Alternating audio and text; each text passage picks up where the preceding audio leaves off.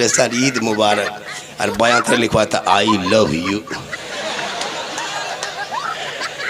ये क्या लिखवाया रे? बोल तो नहीं मौलवी मौलाना नहीं मुझे पारवी हजरत इटा की ही की। अगर पटाखा फोड़ना जायज होता तो हम लोग मना नहीं करते। शादी के दिन हम लोग खुद पटाखा का झोला लेके गाड़ी में बैठते। आप लोग पब्लिक हैं 10 टकवा फोड़ते, हम लोग मौलवी मौलाना हम लोग बम फोड़ देते। यहाँ तक के डैना माटी ले जाते। जब सवाब है फोड़ने में तो एकदम चारों कोना में डैना माटी करके समधी घरे उड़ा देते, सीधे जन्नत घुस जाते। अफसोस अगर डीजे बजाने में सवाब होता तो डीजे गाड़ी में क्यों बांध के ले जाते, समधी पीठ में बांध देते, डबल सवाब होता। समधी धीरे धीरे चलो, ढीस ढास ढूस, पूरा कुटुंब खुश, चलो जन्नत घुस।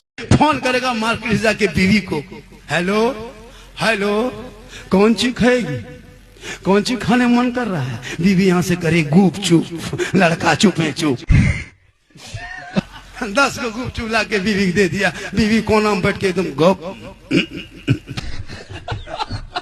सास पूछ रहे हो बोली कौन चीज खा रहे, कौन चीज हो।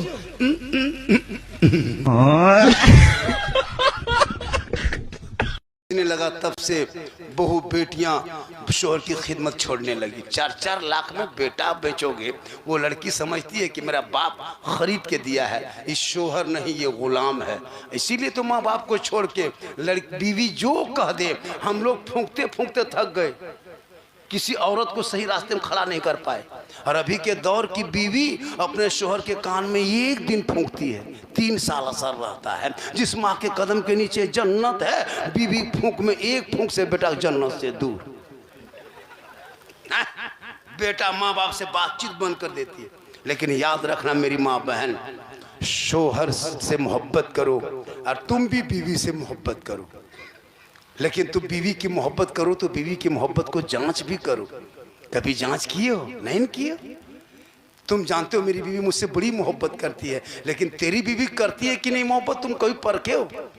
पर्व त्योहार के टाइम में बीवी को किशनगंज लेके मत जाना, बाजार मार्केट लेके मत जाना।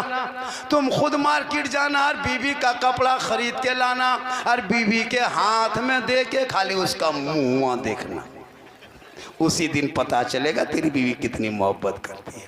तुम किशनगंज मार्केट से जाके कपड़ा खरीद के ला के बीवी को देख के उसका मुंह देखना। लेकिन आप लोग नहीं, आप लोग सब दूध के धुले हुए हैं। ये सब है इस्लामपुर के ऊपर के बहादुरगंज के। आज का जलसा कर रहा था कमेटी वाला, 1-1.5 बजे तक चलाएंगे, ठंडा बहुत ज्यादा है। क्या इमाम साहब बोले हजरत 1 बजते बजते जलसा खत्म करना है, 1:30 बजते बजते। अब 2 बजे तो खत्म करना ही होगा। 2 बजे खत्म करना है, 2 घंटा मुझको बोलना है।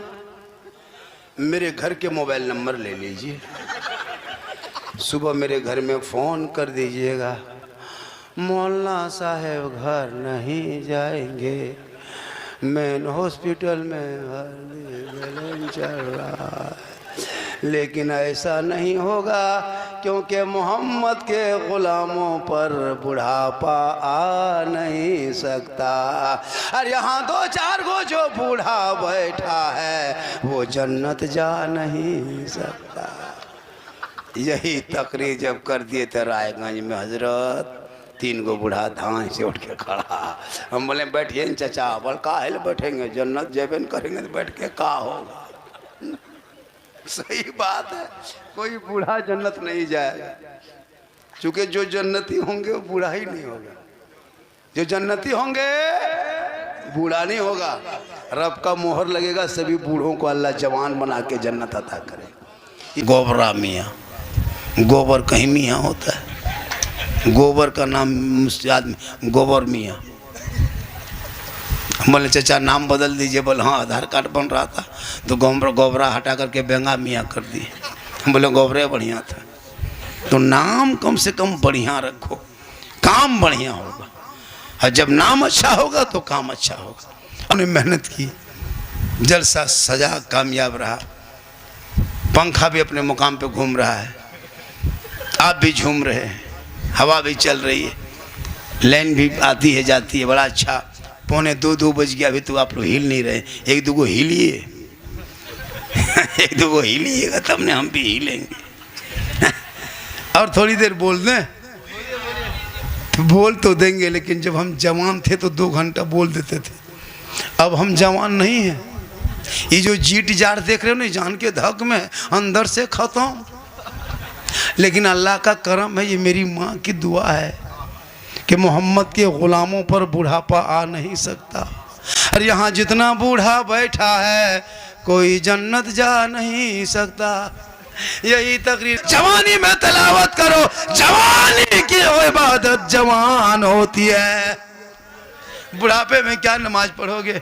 हम लोग बूढ़ा आदमी को देखते हैं मस्जिद में बैठ के नलवा के पास जब बैठता है तो एगो नलवा खुलता है, दोनों खुल जाता है, इतना हथवा हिलता है।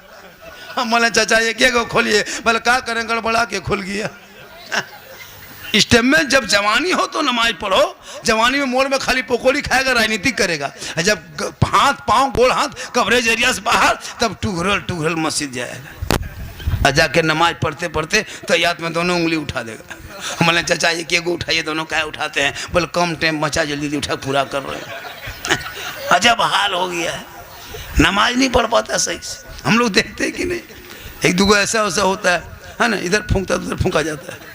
हाथ मुझे मसा कर, सर का मसा करता है, ऐसे ऐसे करता है, ऐसे ऐसे लगता है माथा में तेल माख रहा है। हमने चाचा ठीक से की और का कर गड़बड़ा आ गया। इसलिए खुदा के वास्ते जवानी में नमाज पढ़ो, जवानी में इबादत करो, जवानी में सजदा करो, जवानी की इबादत जवान हो। मेरी